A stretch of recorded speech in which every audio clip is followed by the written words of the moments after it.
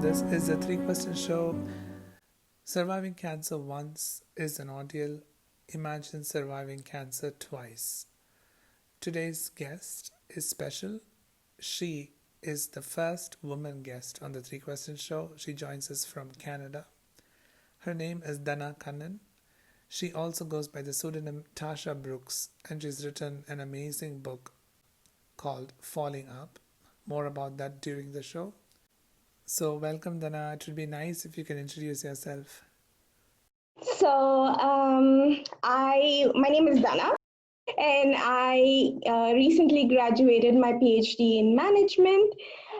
So currently, I research on cross-cultural consumer trends and consumer psychology. I also teach in business schools. I teach marketing and international business courses. Before that, I've had corporate experience in different countries, India, the US, UK, and Canada. In addition to that, I'm also an author. I wrote a book called Falling Up, and it talks about coping with trauma. And I'm also a corporate speaker. I speak on resilience, and in particular, I speak with respect to my own story. Like I speak about the techniques I use to handle my two cancer journeys, and then simultaneously doing my PhD and writing a book. So I do pretty much a few things here and there. So yeah, so that's about me. Okay, Dana. Could you also, if you don't mind, talk a little bit about your two cancer journey? Like, what really happened? How were you diagnosed? If at all, you can share a little bit of background into that. So I was first diagnosed in 2015. So I was perfectly healthy, had a fairly healthy lifestyle, worked out, ate healthy, etc., etc. And I also did not have a history of cancer in the family. So the whole diagnosis came as a shock.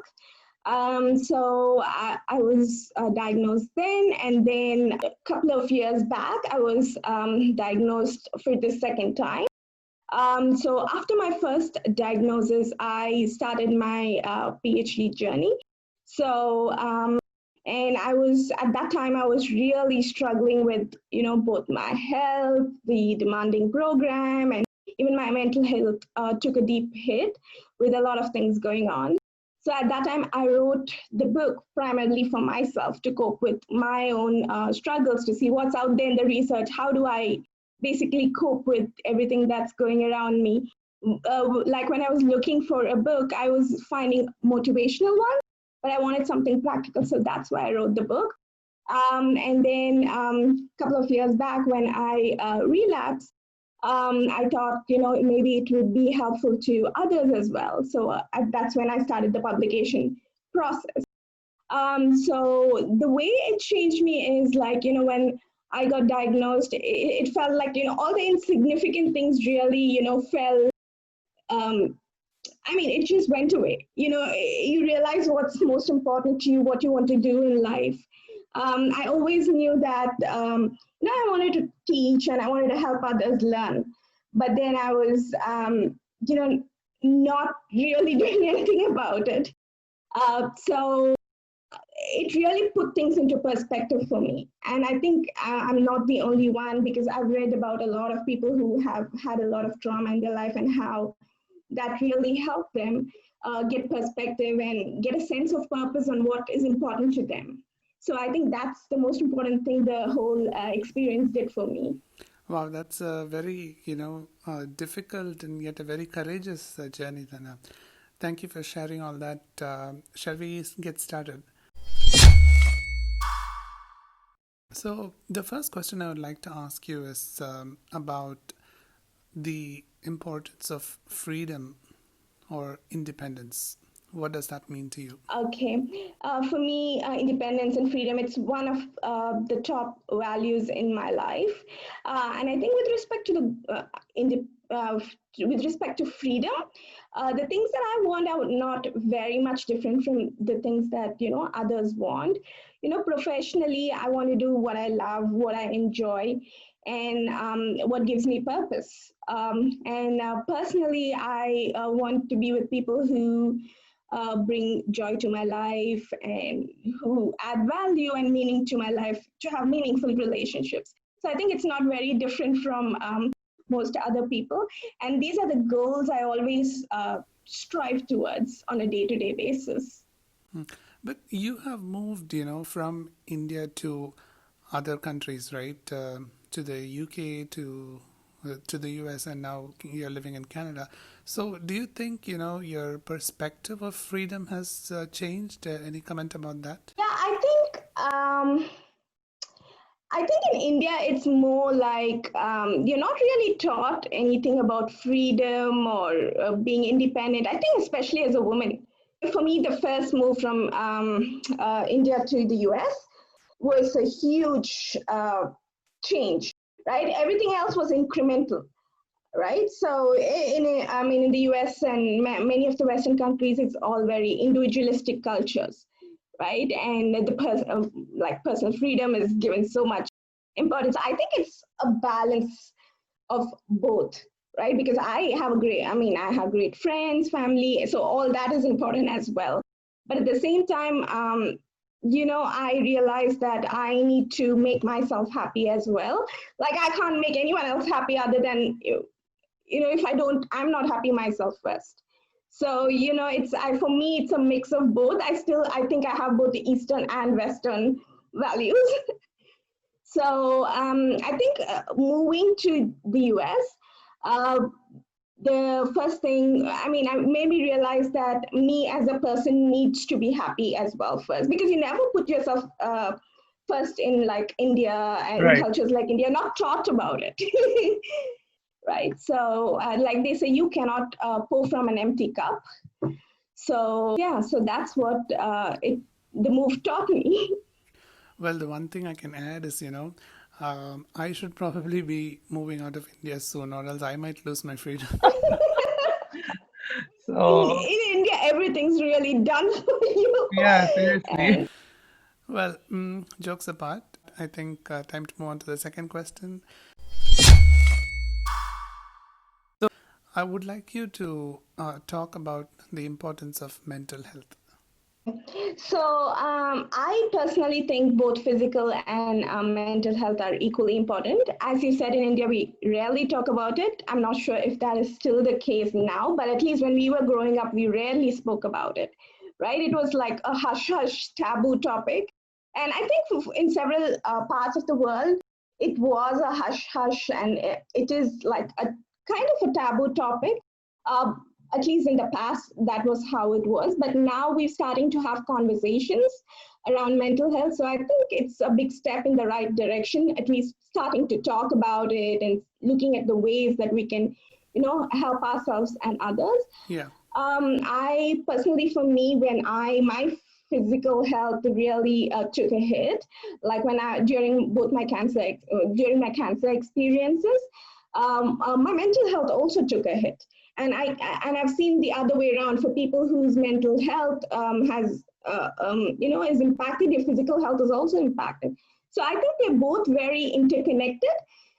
They're not like separate entities. They're both very interconnected, and that's what the research out there says as well. And I think both are equally important, and we equally need to talk about it and act on it. And I think both are important for the overall well-being of any person. So, and I hope that the taboo gets reduced in the upcoming years, and even in countries like India, right? At least in the Western countries, I think we started having conversations now. I'm hoping in the developing countries we soon become more open about it. Perfect, perfect. Dana, I think if we have a conversation on mental health, it will go like all day long, right? It's so important. Now, I would want to move to the fun part of the show, the third question. So, the third question is, if you had the chance to meet a celebrity, who would it be, why, and what quality from them would you like to imbibe? So for me, undoubtedly, this would be Sarah Blakely, who is the founder of Spanx. So she started with $5,000 with no experience in her industry, and she built a global brand.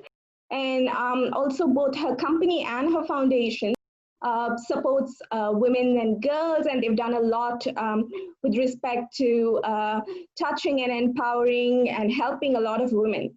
So for me, my higher purpose in life is to help others learn. And so I personally would like to touch as many lives as possible and help as many lives as possible, because I personally think knowledge can be very empowering, not just from the professional standpoint, even from the personal standpoint. For example, knowledge of how stereotypes works can help really break stereotypes, because we all stereotype at one point or the other, right? So if I had a day to spend with Sarah, I'll probably, what I like to learn from her is how to start small, but still in the long run, how can I make a bigger impact and touch so many lives and empower and help a lot more people. So that's what I want to learn from her, and she's the person that I'd like to spend the day with. Hey, I have to ask you one question, right? Yeah. I'm going to ask you the fun question. So Okay. if you have to spend one day with whoever, any celebrity, who would it be, and what would you want to learn from them? Well, for me, undoubtedly it would be J.K. Rowling. Yeah.